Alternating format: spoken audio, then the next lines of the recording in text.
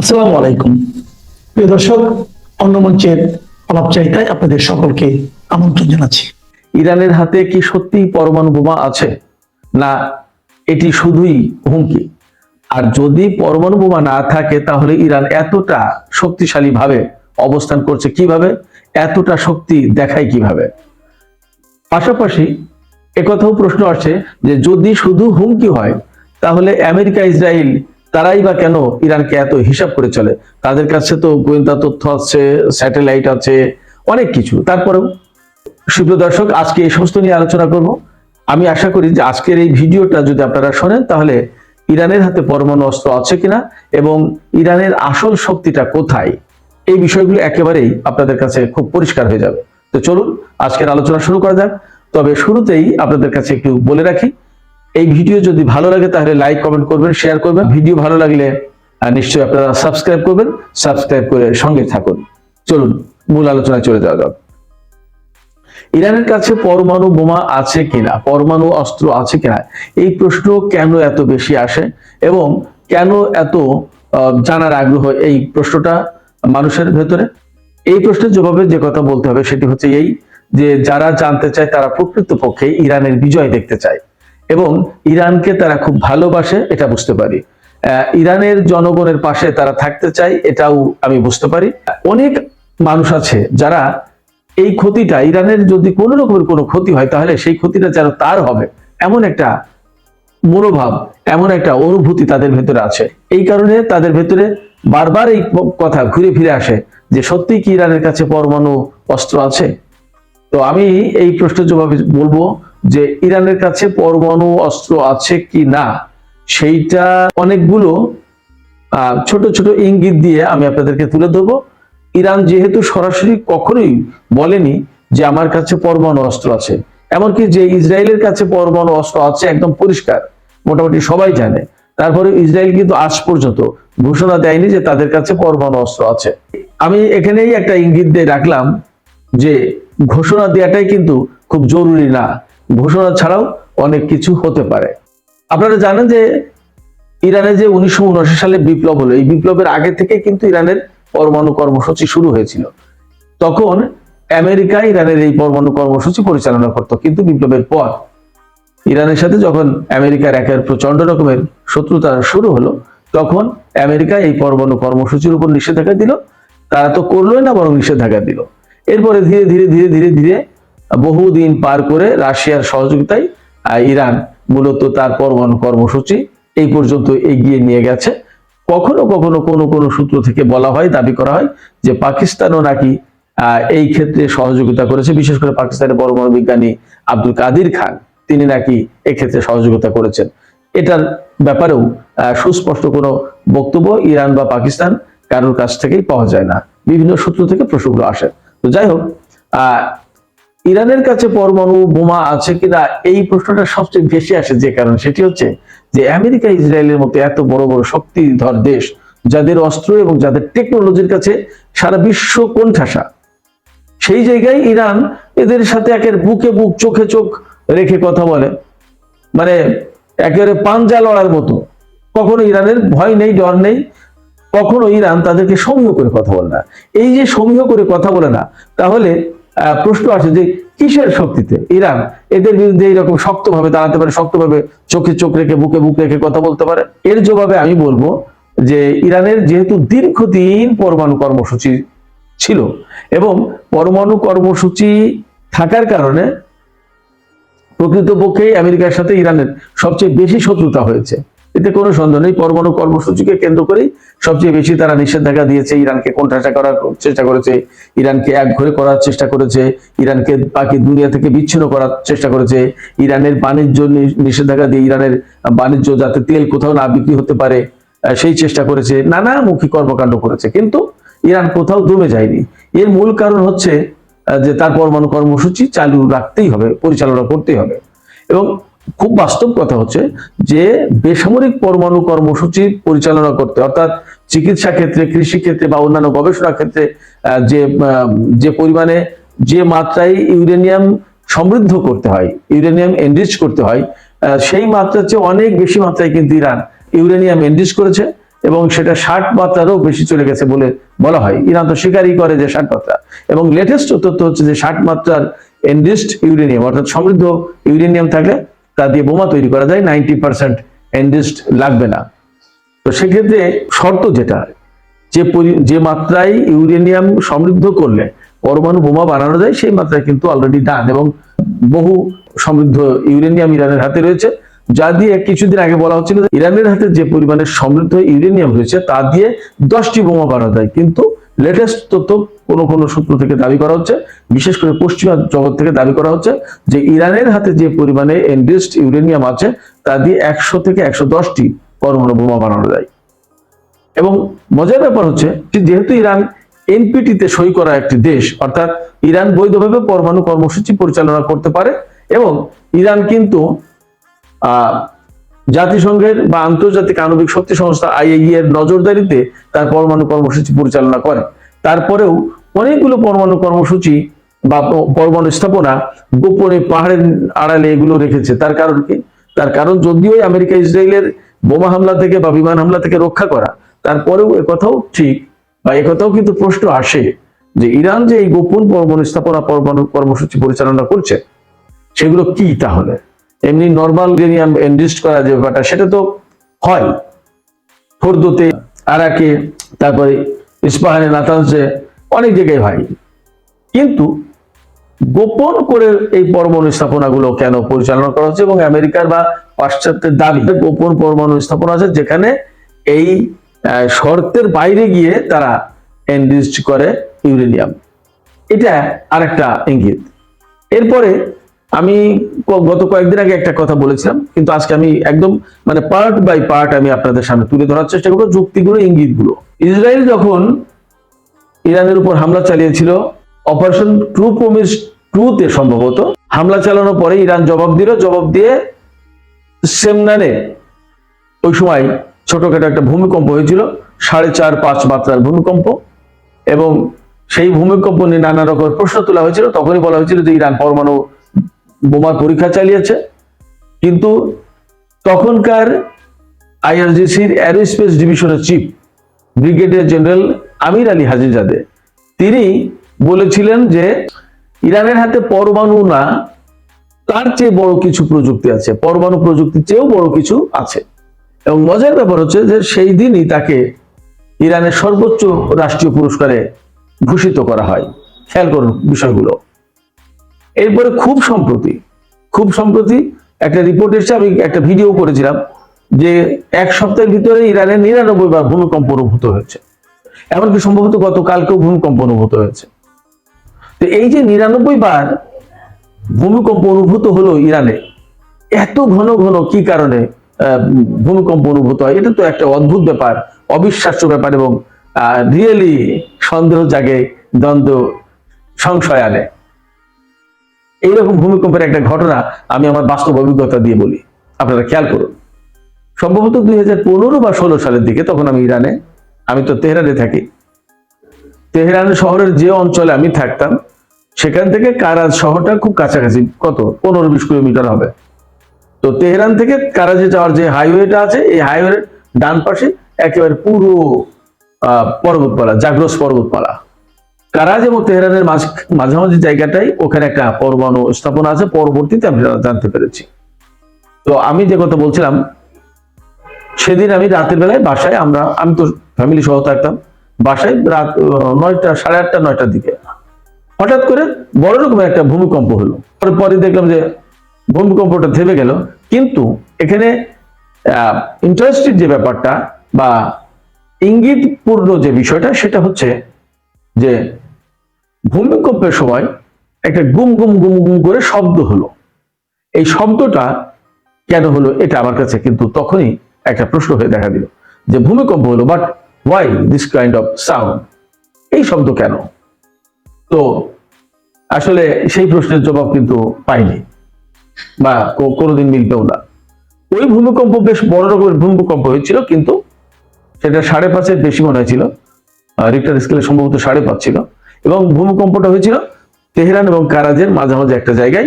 ওই অঞ্চলে সামরিক বাহিনীর অবস্থান রয়েছে, এবং পরবর্তীতে শুনেছি যে সেখানে নাকি পরমাণু স্থাপনা আছে।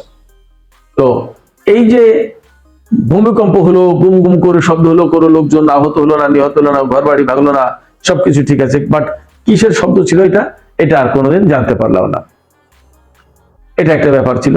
এটা এই ভূমিকম্প নিয়ে তাৎক্ষণিকভাবে ইরানের অনলাইন গণমাধ্যমগুলোতে খবর আসলো, পরের দিন পত্রপত্রিকায় খবর আসলো, কিন্তু কেন এই ভূমিকম্প হয়েছে এটা আর জানা যায়নি, কেন বা শব্দ।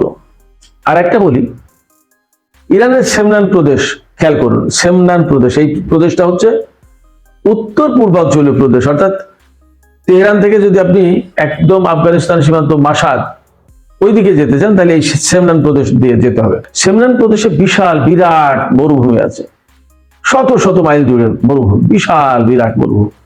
আমি ওই তেহরান থেকে মাসাদে গিয়েছি, মাসাদ ইমাম রেজার মাজারে, তখন এই সেমনান প্রদেশের এই মরুভূমির ভেতর দিয়ে যেতে হয়েছে। তখন দেখেছি যে কি এক বিরাট মানে দুর্গম অঞ্চল, কোনো লোক নেই, জন নেই, বসতি নেই, শুধুমাত্র বোঝা যায় যে কারেন্টের তার গেছে, খাম্বা গেছে, তাতে বোঝা যায় যে মানব সভ্যতা আছে কোথাও না কোথাও। একেবারে আপনি যেদিকে তাকাবেন সেদিকে বিয়াবন, কোনো লোক নেই, জন নেই, ফাঁকা ফাঁকা পাহাড় টিলা, আবার একেবারে মাঝখানে শুধু মানে চারিদিকে পাহাড় ঘেরা, মাঝখানে গর্তের মতো, এরকম, আর কিছু না। তো কোথাও কোথাও একেবারে হঠাৎ করে অল্প স্বল্প ছোট্ট করে ছোট্ট একটু একটা মনে হয় যেন একটা দ্বীপের মতো ছোট্ট একটা গ্রাম, হয়তো 2-5-10 ঘর মানুষের বসবাস, একটু ফলের বাগান টাগান, এটা সেটা ছোটখাটো এরকম। এই সেমনান প্রদেশে কিন্তু প্রায় মাঝে মাঝেই এই সেমনান প্রদেশেই ভূমিকম্প হয়। আর কোথাও ভূমিকম্প কিন্তু ওইভাবে হয় না ইরানে। অন্যান্য জায়গায় হয়, মাঝে মাঝে বড় বড় ভূমিকম্প হয়, হাজার হাজার মানুষ মারা যায়, সেটা ভিন্ন কথা, কিন্তু সেমনান প্রদেশে প্রায় মাঝেই ভূমিকম্প হয়। এবং এই যে মরুভূমি, আপনাদের খেয়াল থাকার কথা, ভারতের যে পরমাণু বোমার বিস্ফোরণ ঘটেছিল সেটা কিন্তু পোখরান মরুভূমিতে করেছিল। পাকিস্তানও তাদের একটা মরুভূমিতেই পরমাণু বোমার পরীক্ষা চালিয়েছিল। তো সেক্ষেত্রে এই সেমনান প্রদেশে মরুভূমিতে বারবার এরকম ভূমিকম্প হয়, এটা একটা ব্যাপার। আরেকটা বিষয় আমি আপনাদের সামনে তুলে ধরি, এই যে প্রশ্ন আসছে যে পরমাণু বোমা নেই, তাহলে কি ব্যাপার? এখন ইরান যেহেতু সরাসরি সরকারি ভাবে বলছে না যে আমাদের কাছে আছে, সেক্ষেত্রে আমরা বলতে পারি না। তবে ইসরায়েলের ব্যাপারে যেহেতু বলা হয় যে অনেকগুলো পরমাণু বোমা, অন্তত 75 থেকে 400, কমপক্ষে 75, ম্যাক্সিমাম 400 পরমাণু বোমা ইসরায়েলের হাতে আছে। ইরানের হাতে কি আছে নোবডি নোজ, বাট তার দীর্ঘদিনের পরমাণু কর্মসূচি, যে পরমাণু কর্মসূচিকে কেন্দ্র করে এত চাপ, এত কিছু, কিন্তু সেই পরমাণু কর্মসূচি ছাড়ে না। এটা কি শুধুই শান্তিপূর্ণ পরমাণু কর্মসূচি, নাকি এর আড়ালে অন্য কিছু আছে? এটা নিয়ে কিন্তু অনেক প্রশ্ন আছে। যেহেতু পরমাণু বোমা বানানোর উপযুক্ত ইউরেনিয়াম সমৃদ্ধ ইউরেনিয়াম ইরানের হাতে আছে, সেক্ষেত্রে সন্দেহের মাত্রাটা অনেক বেশি বেড়ে গেছে। তারপরে ইরানের উপরে গত জুন মাসে যখন আমেরিকা হামলা চালিয়েছে, বিশেষ করে সেই বাংকার বাস্টার বোমা দিয়ে যখন পরমাণু স্থাপনার উপর হামলা চালিয়েছে, তারপরে তাদের সমৃদ্ধ ইউরেনিয়াম কোথায় গেছে আর কেউ জানে না। এটাও একটা রহস্যময় ঘটনা। তো যাই হোক, এত কিছু পরে ইরান কিসের জোরে এই যে এত স্ট্রংলি ফেস করে ইসরায়েল এবং আমেরিকাকে, কিসের জোরে? এই প্রশ্নের জবাবে যে কথা বলা যায় অনেকগুলো ব্যাপার। সেটা হচ্ছে যে ডেফিনেটলি ইরানের অর্থনীতি বিশাল একটা ব্যাপার। ইরানের হাতে যে তেল রিজার্ভ আছে, এখন প্রচলিত বা প্রকাশিত তথ্য অনুযায়ী ইরান বিশ্বের 4 নাম্বার তেলের খনিতে সমৃদ্ধ, 4 নম্বরে। প্রথম ছিল ভেনিজুয়েলা, তারপরে সৌদি আরব, রাশিয়া, ইরান। কিন্তু ফ্যাক্ট হচ্ছে, আমার জানা মতে, আমার বিশ্বাস মতে, আমি তো খবর করতাম গত 1 বছর হলো, আমি ইরানের রেডিও তেলের সাথে সম্পর্ক চিহ্ন করে বাংলাদেশের মিডিয়াতে আবার ফিরেছি।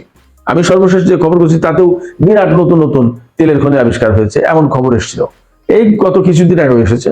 এবং আমি আপনাদেরকে বলি যে ইরানের বহু এলাকা আছে যে খনিগুলো এখনো ডিসকভার করা হয়নি, আবিষ্কার করা হয়নি, বা আবিষ্কার করলেও ইরানিরা সেইটা ঘোষণা দেওয়া হয় না। এবং ইরান তেল যে বিক্রি করে না, পুরোপুরি বিক্রি করার সুযোগ পাওয়ার পরেও কিন্তু অনেক বেশি মাত্রায় তেল বিক্রি করে না, এই কারণে যে এই সম্পদ ফুরিয়ে গেলে সে পাবে কোথায়? অনেক দেশ হুড়মুড় করে বিক্রি করছে একেবারে চোখ বন্ধ করে, কিন্তু ইরান সেই কাজ করে না। বহুদিনের জন্য তার একটা টার্গেট আছে, তার জ্বালানি সক্ষমতা সবসময় থাকতে হবে। জ্বালানি সক্ষমতা না থাকলে কিন্তু সে পিছিয়ে পড়বে। এরপরে গ্যাসের যে রিজার্ভ, বিশ্বে 2 নম্বর রিজার্ভ হচ্ছে ইরান, রাশিয়া 1 নম্বর, 2 নম্বর ইরান। এবং বিশ্বের একক বড় গ্যাস ক্ষেত্র ইরানের সবচেয়ে সিঙ্গেল একটা গ্যাস ফিল্ডের কথা যদি বলেন তাহলে সেটা সবচেয়ে বড় গ্যাস ফিল্ড হচ্ছে সিঙ্গেল গ্যাস ফিল্ড ইরান। এই যে ইরানের তেল গ্যাস এই বিরাট সম্পদ, এটা ইরানকে শক্তিশালী ভাবে, আপনার পকেটে যদি টাকা থাকে তাহলে আপনি কিন্তু বুক ফুলে কথা বলতে পারেন। ইরানের হাতে যে তেল গ্যাসের সম্পদ আছে সে বুক ফুলিয়ে কথা বলতে পারে, এটা একটা বিষয়। আর পরবর্তী বিষয় কিন্তু আমি আপনাদের ইঙ্গিত আমি দিয়ে দিয়েছি। এরপরে আরো শক্তির যে জায়গাগুলো সেটা আমি বলি। ইরান 1979 সালে বিপ্লবের পর থেকে দেখেছে তার সামনে শুধু শত্রু, মিত্র খুব বেশি ছিল না। সেক্ষেত্রে এত শত্রু মোকাবেলা করে তাকে টিকে থাকতে হলে কি করতে হবে? তাহলে অবশ্যই সামরিকভাবে শক্তিশালী হতে হবে। এই সামরিকভাবে শক্তিশালী হওয়ার জন্য সে কি করেছে? যুগের চাহিদা, সে যখন দেখেছে যে এই টেকনোলজিতে আমেরিকা এগিয়ে, এই টেকনোলজিতে ইসরায়েল এগিয়ে, এই টেকনোলজিতে ইরানকে তারা ঘায়েল করতে পারে, তাহলে এর মোকাবেলায় কি করা উচিত এইগুলো করেছে। যেমন একসময় ড্রোন, আমেরিকার ড্রোন মোকাবেলা করাটাই কঠিন ব্যাপার হয়ে দাঁড়িয়েছিল। মানে ড্রোন উড়ানো মানেই নিশ্চিতভাবে পাকিস্তান, আফগানিস্তানে বহু মানুষের প্রাণহানি, ইয়েমেনে এরকম ঘটনা ঘটছিল। এই ড্রোন আমেরিকার প্রযুক্তি দিয়ে ইরান কিন্তু রিভার্স ইঞ্জিনিয়ারিং করে বিপুল পরিমাণে ড্রোন তৈরি করেছে। এখন আপনারা তো মনে হয় শুনেছেন, গতকালকে খবর বেরিয়েছে ইরানের হাতে অন্তত পক্ষে 80,000 ড্রোন আছে। কল্পনা করা যায়। এবং ইরান প্রতিদিন 400 ড্রোন বানাতে পারে এবং এগুলো খরচ কম, কার্যকর, অসম্ভব রকম কার্যকর। হিমশিম খাচ্ছে আমেরিকা ইসরায়েল এই ড্রোন মোকাবেলায়। এবং ইরানের যে ড্রোন কতটা কার্যকর তা তো রাশিয়ার হাতে দিয়ে বুঝিয়ে দিয়েছে সারা বিশ্বকে। ড্রোন একটা ব্যাপার। ক্ষেপণাস্ত্র, ইরানের হাতে যে কত রকমের ক্ষেপণাস্ত্র আছে ভাই আমি ঠিক মনে রাখতে পারি না, 20-25টা, তারও বেশি রকমের কথা বলছি, সংখ্যার না, হাজারের কথা বলছি না, রকমের কথা। তো এত এত রকমের ক্ষেপণাস্ত্র, এক একটার পাল্লা এক এক রকমের, এক একটার কার্যকারিতা এক এক রকমের। 20 কিলোমিটার 30 কিলোমিটার দূরে ক্ষেপণাস্ত্র মারবে, সেগুলো ভয়ঙ্কর রকমের একটা কার্যকর ব্যাপার। তারপরে নিজস্ব ইন্ডাস্ট্রিতে তার ট্যাঙ্ক তৈরি হচ্ছে, তার গোলা, তার কামান, তার হেলিকপ্টার তৈরি করছে ইরান নিজে। তারা অনেক কিছু করছে যুদ্ধের, যত যা কিছু। যে ইরানের যে স্নাইপার রাইফেল গুলো, এই রাইফেল গুলো অত্যন্ত কার্যকর। তো ইরানের যে ট্যাঙ্ক, জুলফিকার ট্যাঙ্ক, এটা তো বিশ্বমানের, ওয়ার্ল্ড ক্লাস। এরকম ইরানের নিজের তৈরি গাদির সাবমেরিন, ফতেহ সাবমেরিন, এই সাবমেরিনের কথা একটু বলতে হবে। হরমুজ প্রণালীকে কেন্দ্র করে যদি যুদ্ধ হয়, ব্যাটেলফিল্ড হয়, তার জন্য তুলনামূলক ছোট জাহাজ, তুলনামূলক ছোট করভেট, আধা আধা যুদ্ধ জাহাজ রয়েছে। এবং সে বিমানবাহী রণতরী না বানিয়ে ড্রোনবাহী রণতরী তৈরি বানিয়েছে। একটা বিষয় খেয়াল করেন, বিমানে পাইলট লাগে, ড্রোনে পাইলট লাগছে না। ইরান এই বিমান কেন্দ্রিক, পাইলট কেন্দ্রিক প্রযুক্তি থেকে পাইলট বিহীন প্রযুক্তিতে এসে, খেয়াল করেন সারা বিশ্ব এখন থরকম এবং গবেষণায় ব্যস্ত যে ইরান কি করে করলে এগুলো। আশ্চর্য। ইরানের এই ড্রোন প্রযুক্তি মোকাবেলা করা এখন সারা বিশ্বের জন্য কঠিন একটা চ্যালেঞ্জ হয়ে দাঁড়িয়েছে। এবং তথ্য হচ্ছে যে B-2 স্পিরিট যে বিমানটা, বোমারু বিমানটা ইরানের, এই বোমারু বিমানের নকল করে আপনার ড্রোন বানিয়েছে, সেটা স্টেলথ ড্রোন বিমান এবং ভয়াবহ কার্যকর, বড় বড় বোমা বহন করে এই আমেরিকার বোমারু বিমানের মতো সে বোমা ফেলতে পারে। এরপরে যে ক্ষেপণাস্ত্র, এবং এখন তো আমি তো বলছিলাম যে প্রথম দিন যে 12,000 থেকে 15,000 কিলোমিটার পাল্লার ক্ষেপণাস্ত্র, গত কয়েকদিন খুব 10,000 করা হলো। আজকে একটা তথ্যে দেখলাম যে ইরান 12,000 কিলোমিটার পাল্লার ক্ষেপণাস্ত্র বানিয়েছে, যেটা ইন্টারকন্টিনেন্টাল ব্যালিস্টিক মিসাইল।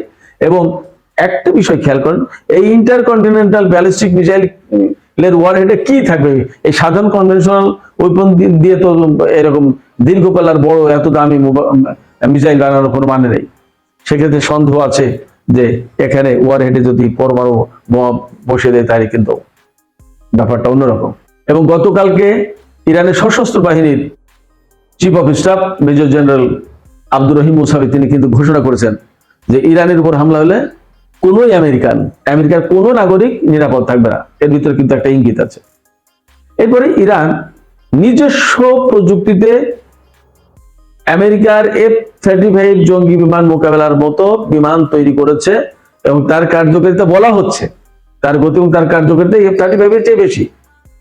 মানুষ হয়তো অবিশ্বাস করবে, হাসবে, কিন্তু ফ্যাক্ট হচ্ছে ইরান দিনে দিনে দিনে দিনে দেখিয়ে দিয়েছে। এবং ইরান প্রকৃতপক্ষে তার কাছে কি কি প্রযুক্তি আছে সবকিছু তো আর বলে না, অনেক কিছু অবস্কিউর রাখে, এই কারণে যে যাতে শত্রুরা না জানতে পারে যে ইরানের কাছে কি আছে, এবং ওইটা নিয়ে যাতে গবেষণা করে যাতে ওটা মোকাবেলার কোনো পথ তৈরি না করতে পারে। হঠাৎ করে যেন বিস্মিত হয়ে যায়। এরকম কিছু প্রযুক্তি আছে, মেবি লেজার প্রযুক্তি তার ভিতরে একটা। এরপরে চীন এবং রাশিয়ার কাছ থেকে খুবই গুরুত্বপূর্ণ কিছু প্রযুক্তি পেয়েছে। এখন রাশিয়ার কাছ থেকে S-400 পেয়েছে, Su-35 বিমান পেয়েছে, MiG-29 তো পেয়েছে, আরো বোমার বিমান Su-24 ছিল, Su-34 আছে সম্ভবত। সম্প্রতি বলা হচ্ছে কোন কোন মিডিয়ায় ইরান রাশিয়ার কাছ থেকে বোমার বিমান পেয়েছে, দূরপাল্লার বোমার বিমান Tu-90 অথবা Tu-160 এই ধরনের কোন বিমান পেয়েছে। এটা ইরান বলেনি, রাশিয়া বলেনি, কিন্তু মিডিয়ায় ভাসছে, হাওয়ায় ভাসছে কথাটা। সেক্ষেত্রে আমরা কনফার্ম হতে পারছি না, বা সন্দেহ কিন্তু থাকছে। দূরপাল্লার এই সমস্ত বোমার বিমান থাকার মানে হচ্ছে যে প্রকৃতপক্ষে এগুলোর ক্যাপাসিটি হচ্ছে পরমাণু বোমা নিয়ে যাওয়া। এবং ইরান তো নতুন করে আমেরিকার সেই বাংকার বাস্টার বোমার রিভার্স ইঞ্জিনিয়ারিং করে তার চেয়ে উন্নতটা করেছে। তাহলে সেই বোমা কি দিয়ে ফেলবে, সেটাও তো একটা প্রশ্ন। ফলে ইরানের হাতে আসলে অনেক কিছু আছে। বোমা বানালেই কি হবে, সেই বোমা ফেলার মতো তো প্রযুক্তি থাকতে হবে। তাহলে ইরান সে ব্যবস্থা করবে না? অবশ্যই করবে। ফলে এরকম অনেকগুলো ইঙ্গিত আছে যা থেকে মোটামুটি বেশ পরিষ্কার হয় ইরানের কাছে পরমাণু প্রযুক্তি এমন একটা পর্যায়ে আছে যা থেকে ইরান শক্তিশালী ভাবে কথা বলতে পারে, শক্তি ধারণ করে এবং নিজে এইরকম মনোবল পোষণ করতে পারে যে আমার কাছে এই প্রযুক্তি আছে। এটা একটা ব্যাপার। আরেকটা ব্যাপার হচ্ছে যে ইরানের কাছে এমন কিছু প্রযুক্তি আছে এই পরমাণু কর্মসূচির বাইরে বা পরমাণু প্রযুক্তির বাইরে, যেগুলো রিয়েলি শত্রুদেরকে বিস্মিত করে দিতে পারে। এর ভিতরে একটা বিষয় হাইপারসনিক ক্ষেপণাস্ত্র, যেটা মারাত্মক জিনিস, মারাত্মক জিনিস। আমেরিকা, ইসরায়েল কারো কাছে এই প্রযুক্তি ঠেকানোর মতো কোনো প্রযুক্তি, কোনো ক্ষেপণাস্ত্র প্রতিরক্ষা ব্যবস্থা নেই। সুপ্রিয় দর্শক, আজকের আলোচনা এখানে শেষ করতে চাই। আপনারা এই আলোচনা কেমন বোধ করলেন, আপনারা এনজয় করলেন কিনা জানাতে পারেন। আর আপনাদের ভেতরে যে প্রশ্ন ছিল যে পরমাণু বোমা আছে কিনা, আমার এই আলোচনা থেকে আপনাদের কাছে কি মনে হলো, আপনাদের কাছে কি মনে হয় যে আছে, আর আপনাদের কাছে কি মনে হয় যে এইরকম প্রযুক্তি ছাড়া ইরান এমনি শক্তিশালী, কি মনে হয়, আপনারা কি মনে করেন, আপনাদের কাছে কি মনে হয় সেই কথাটা কমেন্টে জানান। আর ভিডিও যদি ভালো লাগে আবারও বলছি সাবস্ক্রাইব করবেন। আপনাদের শেয়ারিং এই চ্যানেলকে অনেক দূরে এগিয়ে নিয়ে যেতে পারে। সবাইকে অনেক অনেক ধন্যবাদ। আল্লাহ হাফেজ।